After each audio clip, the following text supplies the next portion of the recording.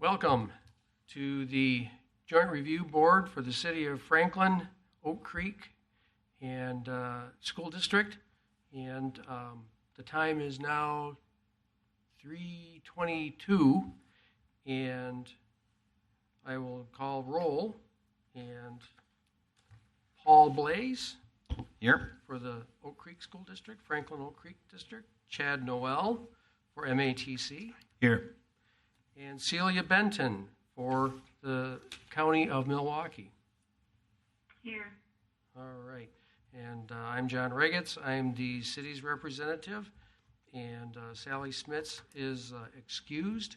And also with us today is City Attorney Jesse Wesolowski and City Finance Director Danielle Brown.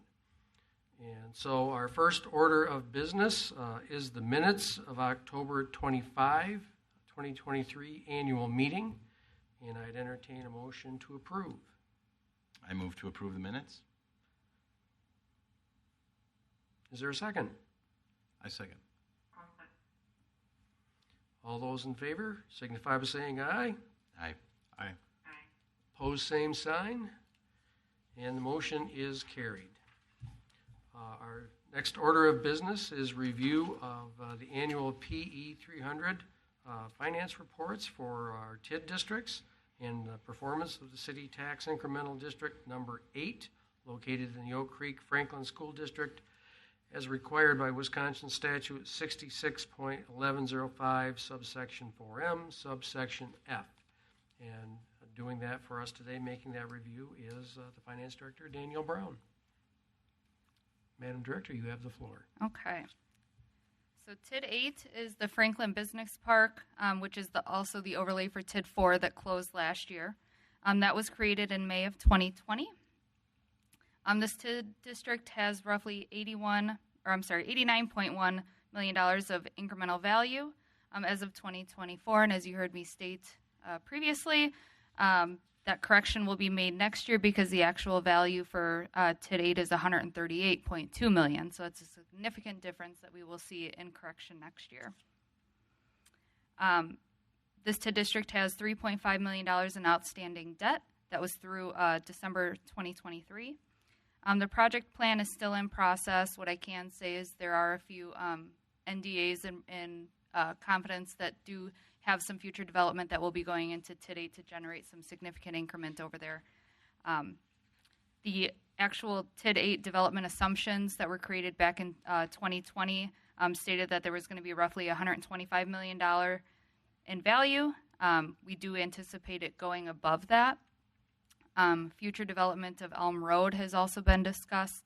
However, it would create more debt within the TID, and there would have to be some future development in order to help make that happen.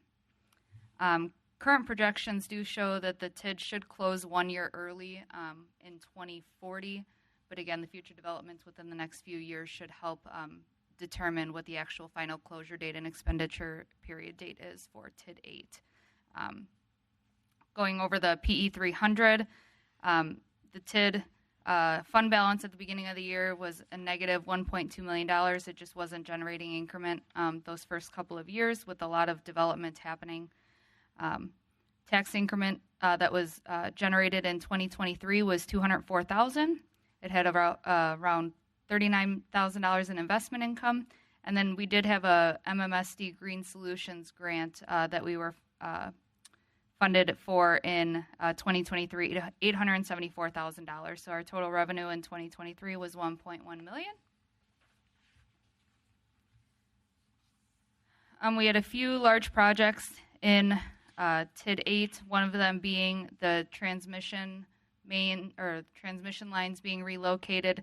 So those costs, you'll see capital expenditures, $1.4 million with some administrative and professional services.